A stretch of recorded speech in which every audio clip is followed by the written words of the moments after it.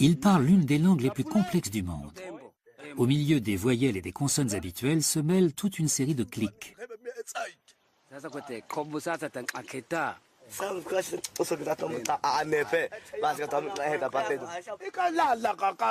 Leur langue est bien plus élaborée que la plupart des langues modernes, ce qui laisse penser qu'elle existe depuis plus longtemps. À titre de comparaison, l'anglais possède une trentaine de sons différents, tandis que les langues à clics en comptent plus d'une centaine. Les scientifiques pensent qu'à l'époque où les humains ont commencé à parler, ils utilisaient des clics comme cela. Peut-être Adam parlait-il comme ces hommes. Comme l'arc et les flèches, ces sons ont beau être simples, ils pourraient être ce qui a donné à Adam son intelligence révolutionnaire. Les Hadzabe nous ont permis d'explorer le monde d'Adam. Maintenant, Frank Bender peut nous montrer à quoi il ressemblait. Son ambition ne se résumait pas à sculpter Adam, il voulait aussi révéler sa personnalité. J'essaye de rentrer dans sa tête comme je le fais avec un fugitif.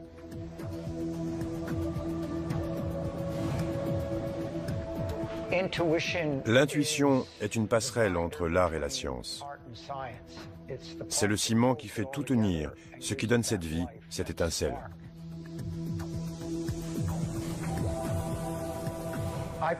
J'imagine un homme plein de vie qui ressentait à peu près les mêmes émotions que nous, alternant entre la confiance et l'insécurité.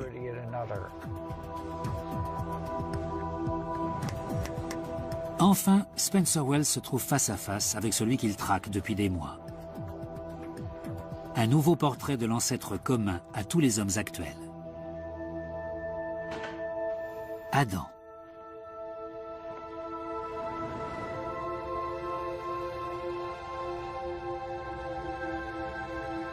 En l'absence de crâne, on ne peut savoir avec certitude quelle allure il avait.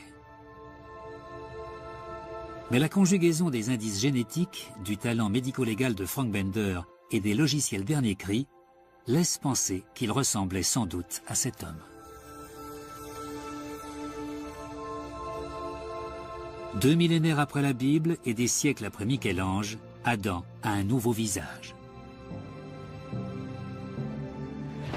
J'aime son expression. Il a un regard volontaire. C'est un homme ambitieux. Peut-être qu'il veut conquérir le monde. On peut deviner pourquoi les autres lignées ont disparu et pourquoi lui est devenu notre ancêtre.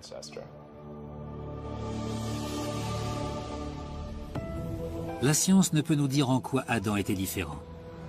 D'autres hommes vivaient en même temps que lui, mais au fil des siècles, leurs lignées génétiques se sont éteintes.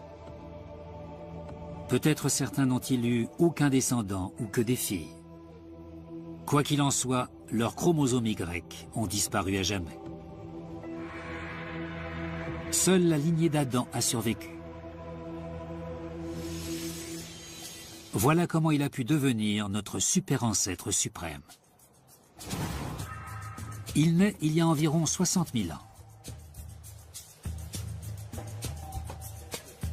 Il apprend vite et finit par s'imposer comme le chef de sa tribu. Sa maîtrise du langage le démarque des autres.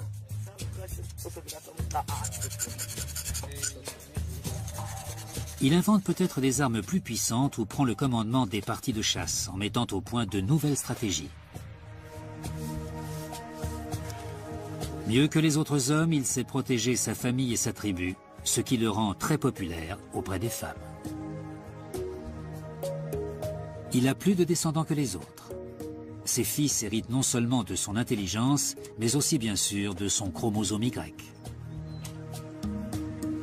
Comme avec Gengis Khan et ses fils, les chromosomes Y d'Adam commencent à se propager à travers la population et son intelligence donne à ses descendants la capacité de quitter l'Afrique pour peupler le reste de la planète. Il y a environ 50 000 ans, nous avons commencé à nous disséminer au-delà de l'Afrique. Certaines populations sont parties à cette époque et très vite, elles ont atteint des régions aussi éloignées que l'Australie. Il n'a suffi que quelques milliers d'années. Et 1 ou 2 millénaires, ce n'est rien. Et Spencer Wells peut faire remonter ce moment clé à un Adam scientifique. Ce n'est pas l'homme créé par Dieu dans la Genèse. Mais aujourd'hui, des siècles après la Bible, la science a confirmé l'authenticité de l'idée de base de la Bible. Il y a bien eu un homme dont l'ADN survit dans chaque homme vivant sur la Terre aujourd'hui.